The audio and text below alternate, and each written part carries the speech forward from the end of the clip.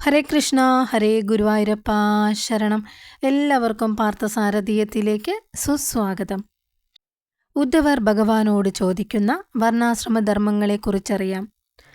വർണ്ണാശ്രമധർമ്മങ്ങളെ വിധിയാവണ്ണം അനുഷ്ഠിക്കുകയാണെങ്കിൽ മനഃശുദ്ധി വന്ന് ദൃഢമായ ഭക്തിയുണ്ടാവുമെന്ന് ഭഗവാൻ ഉദ്ധവരോടായി പറഞ്ഞു. അപ്പോൾ ഹംസരൂപേണ അവതരിച്ച ഭഗവാനെ അങ്ങ് ബ്രഹ്മദേവന് ഉപദേശിച്ച ധർമ്മം വളരെ കാലം കഴിഞ്ഞതിനാൽ ഇപ്പോൾ സാമാന്യം നഷ്ടപ്രായമായി തീർന്നിരിക്കുന്നു. അപ്പോൾ ഭവാൻ ഈ മനുഷ്യലോകത്തെ ഉപേക്ഷിച്ച് പോയാൽ പിന്നെ ധർമ്മത്തിൻ്റെ ആ തത്വം ഉപദേശിച്ചു തരുവാൻ പിന്നീട് ആർക്കാണ് കഴിയുക? വേദങ്ങൾ സ്വരൂപം സ്വീകരിച്ച് വിളങ്ങുന്ന ബ്രഹ്മസഭയിൽ പോലും ധർമ്മത്തെ ഉപദേശിക്കുവാനും രക്ഷിക്കുവാനും അനുഷ്ഠിക്കുവാനും ഭഗവാനല്ലാതെ മറ്റാരാണ് ഉള്ളത്? അതുകൊണ്ട് തന്നെ എല്ലാ ധർമ്മങ്ങളുടെയും ശരിയായ അറിവുള്ള അങ്ങു തന്നെ നിഷ്കളങ്ക ഭക്തിയുണ്ടാക്കി തീർക്കുന്ന ആ ധർമ്മത്തെ എനിക്ക് ഉപദേശിച്ചു തരണേ എന്ന് ഉദ്ധവർ ഭഗവാനോടായി പറയുന്നു. ഇപ്രകാരമുള്ള ഉദ്ധവരുടെ അപേക്ഷയെ അംഗീകരിച്ച് ഭഗവാൻ മനുഷ്യർക്ക് പരമശ്രേയസ്സിന് കാരണമാവുന്ന ധർമ്മത്തെ ഉപദേശിക്കുവാൻ തുടങ്ങുന്നു. കേട്ടുകൊള്ളുക. ജനങ്ങൾക്ക് മോക്ഷാനുഭൂതിയെ സാധിപ്പിക്കുന്ന ധർമ്മത്തെ പറ്റിയാണല്ലോ അങ്ങ് ചോദിച്ചത്.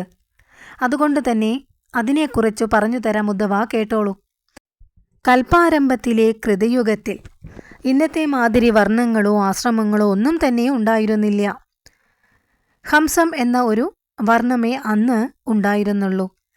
ജനങ്ങളെല്ലാം കൃതകൃത്യരായിരുന്നത് കൊണ്ടാണ് കൃതയുഗം എന്ന പേര് വന്നത്. അന്നത്തെ വേദം ഓം എന്ന പ്രണവം മാത്രമായിരുന്നു. തപസ്, ശൗചം, ദയ, സത്യം എന്നീ 4 പാദങ്ങളോടെ അന്ന് ധർമ്മം പൂർണ്ണമായിരുന്നു. കൃതയുഗത്തിലെ ജനങ്ങൾ തപസ്സുകൊണ്ട് പാപം നശിപ്പിച്ച് ഹംസസ്വരൂപേന പരമാത്മാവായിട്ട് എന്നെ ഉപാസിച്ചു വന്നിരുന്നു. കൃതയുഗം കഴിഞ്ഞ് ത്രേതായുഗത്തിൻ്റെ ആരംഭത്തിൽ വിരാട് പുരുഷനായ എൻ്റെ ഹൃദയത്തിൽ നിന്ന് പ്രാണചലനം നിമിത്തം ഋക്ക്, യജുസ്, സാമം എന്നീ 3 വേദങ്ങളും അവയിൽ പ്രതിപാദിച്ചിരിക്കുന്ന ഹോതാവ്, അധ്യരു, ഉദ്ഘാതാവ് എന്ന 3 വിഭാഗങ്ങളുള്ളതുമായ യാഗവും ഉണ്ടായി. ത്രേതായുഗത്തിൽ തന്നെ വിരാട് സ്വരൂപനായ എൻ്റെ മുഖത്തുനിന്ന് ബ്രാഹ്മണരും, കൈകളിൽ നിന്ന് ക്ഷത്രിയരും, തുടകളിൽ നിന്ന് വൈശ്യരും, കാലടികളിൽ നിന്ന് ശൂദ്രരുമാകുന്ന 4 വർണ്ണങ്ങൾ അവരുടെ ധർമ്മങ്ങളോടുകൂടി ജനിച്ചു. വിരാട് പുരുഷന്റെ ഹൃദയത്തിൽ നിന്ന് ബ്രഹ്മചര്യവും, മരക്കെട്ടിൽ നിന്ന് ഗാർഹസ്ഥ്യവും, മാറിടത്തിൽ നിന്ന് വാനപ്രസ്ഥവും, ശിരസിൽ നിന്ന് സന്യാസാശ്രമവും ഉണ്ടായി. മനസ്സിനെയും ഇന്ദ്രിയങ്ങളെയും അടക്കൽ, തപസ്, ശൗചം, സന്തോഷം, ക്ഷമ, സരളത, ഭഗവത് ഭക്തി, ദയ, സത്യം ഇവ ബ്രാഹ്മണരുടെ സ്വഭാവങ്ങളാണ്. തേജസ്, ബലം, ധൈര്യം, ശൗര്യം, സഹനശീലം, ഉദാരത, പരിശ്രമം, സ്ഥിരത, ബ്രാഹ്മണഭക്തി, പ്രജകളെ തൻ്റെ ആജ്ഞാനുസരണം പ്രവർത്തിപ്പിക്കുവാനുള്ള കഴിവ് ഇവയൊക്കെയാണ് ക്ഷത്രിയൻ്റെ സ്വഭാവങ്ങൾ. വേദവിശ്വാസം, ധനനിഷ്ഠ, കാപഢ്യമില്ലായ്മ, ബ്രാഹ്മണരെ സേവിക്കൽ, ധനം എത്ര വളർന്നാലും പോരാ എന്നൊരു തോന്നൽ ഇവയെല്ലാം വൈശ്യൻ്റെ സ്വഭാവങ്ങളാണ്. ബ്രാഹ്മണരെയും ദേവന്മാരെയും പശുക്കളെയും നിർവ്യാജമായി ശുശ്രൂഷിക്കലും അതിൽ നിന്ന് കിട്ടുന്നത് കൊണ്ട് സന്തോഷിക്കലും ശൂദ്രവർഗത്തിൽപ്പെട്ടവരുടെ സ്വഭാവവുമാണ്. അഹിംസ, സത്യം, മോഷ്ടിക്കാതെ ഇരിക്കൽ, കാമക്രോധ ലോഭങ്ങളെ അകറ്റൽ, മറ്റുള്ളവർക്ക് ഹിതവും പ്രിയവുമായ പ്രവർത്തികൾ ചെയ്യൽ എന്നിവയെല്ലാം 4 വർണ്ണങ്ങളിലും പെട്ട എല്ലാവരും പൊതുവെ അനുഷ്ഠിക്കേണ്ട ധർമ്മങ്ങളാണ്. ഇനി ആശ്രമധർമ്മങ്ങളെക്കുറിച്ച് പറയാം, കേട്ടോളൂ. ബ്രാഹ്മണ, ക്ഷത്രിയ, വൈശ്യരാകുന്ന 3 വർണ്ണങ്ങളിൽപ്പെട്ടവർക്കും ഉപനയന സംസ്കാരത്തിന് അർഹതയുണ്ട്. ഉപനയനം കഴിഞ്ഞാൽ ബ്രഹ്മചര്യാശ്രമത്തിൽ പ്രവേശിച്ചു കഴിഞ്ഞു എന്നാണ് അർത്ഥം. പിന്നീട് ഗുരുകുലത്തിൽ താമസിച്ച ഇന്ദ്രിയങ്ങളെ അടക്കിയവനായിട്ട് വേദം പഠിക്കണം. മുഞ്ചപ്പുൽ മേഖല, കൃഷ്ണമൃഗത്തോൽ, ദണ്ഡ്, കമണ്ഡലു, ജപമാല ഇവ ധരിച്ചുകൊണ്ടും ശരീരാഭിമാനം വളരത്തക്ക വിധത്തിലുള്ള വസ്ത്രം, അലങ്കാരം മുതലായവയെ വർജിച്ചുകൊണ്ടും ജീവിക്കണം. സ്നാനം, ഹോമം, ജപം, ഭോജനം ഇവ മൗനത്തോടെ ചെയ്യണം. ബ്രഹ്മചാരി ഒരിക്കലും വീര്യം നഷ്ടപ്പെടാൻ ഇടവരാത്ത വിധത്തിൽ ജീവിക്കണം. അഗ്നി, ഗുരു, സൂര്യൻ, ബ്രാഹ്മണൻ, വൃദ്ധന്മാർ മുതലായവരെ നിത്യവും ഉപാസിക്കുകയും വേണം. ഇനി പ്രാതസന്ധ്യയ്ക്കും സായം സന്ധ്യയ്ക്കും മൗനമായിരുന്ന് സന്ധ്യാവന്ദനാദി ക്രിയകൾ ചെയ്യണം. ഗുരുവിനെ എപ്പോഴും ഈശ്വരഭാവത്തിൽ ബഹുമാനിക്കണം. അദ്ദേഹവും മനുഷ്യനല്ലേ എന്ന അവഗണന ഒരിക്കലും തോന്നരുത്. മാത്രമല്ല, കാലത്തും വൈകുന്നേരവും ഭിക്ഷ വാങ്ങിക്കൊണ്ടുവന്ന് തൻ്റെ ഗുരുവിന് സമർപ്പിക്കുകയും അദ്ദേഹം അനുവദിച്ചാൽ മാത്രം ഒരു നേരം ഭക്ഷിക്കുകയും ചെയ്യുക. ഇനി ഗുരുവിനെ എപ്പോഴും സേവിച്ചുകൊണ്ടും ശുശ്രൂഷിച്ചുകൊണ്ടും കഴിയുക. വിദ്യാഭ്യാസം കഴിയുന്നതുവരെ ഗുരു ശുശ്രൂഷ ചെയ്തുകൊണ്ട് ജീവിക്കുന്ന ബ്രഹ്മചാരി ഉപകുർവാണൻ എന്ന പേരിലാണ് അറിയപ്പെടുന്നത്.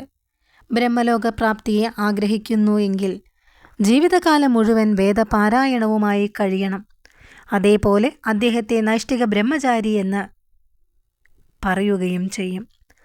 അഗ്നിയിലും ഗുരുവിലും ആത്മാവായ തന്നിലും സകല ജീവജാലങ്ങളിലും പരമാത്മാവായ എന്നെ ഭേദഭാവനയില്ലാതെ ഉപാസിച്ചുകൊണ്ട് ജീവിക്കണം നൈഷ്ഠികനായ ബ്രഹ്മചാരി എന്നാണ് ഭഗവാൻ പറയുന്നത്.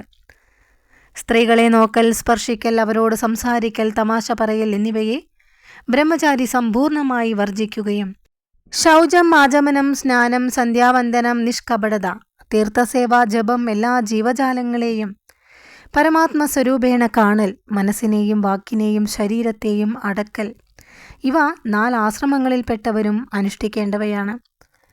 ഈ വിധത്തിൽ നൈഷ്ഠികനായി ജീവിക്കുന്ന ബ്രഹ്മചാരി ജ്ഞാനം കൊണ്ട് അഗ്നിയെപ്പോലെ തേജസ്വിയായി തീരും.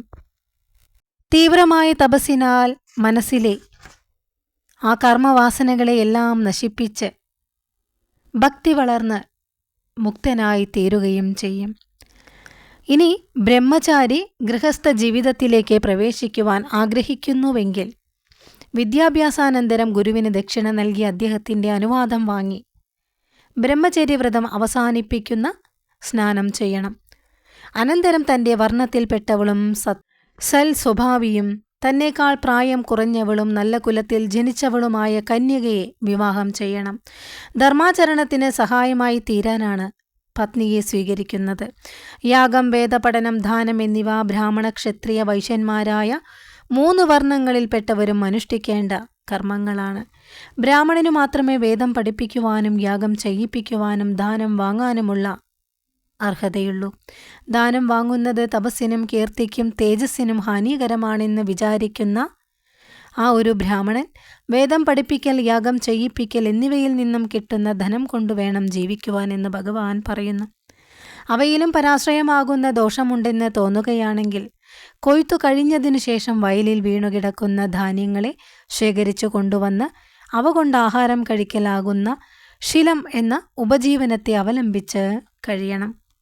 അതേപോലെ അങ്ങാടിയിൽ നിന്നും വീണു കിട്ടുന്ന ധാന്യങ്ങളെ കൊണ്ട് ഉപജീവിക്കലാണ് ഉജ്ഞം.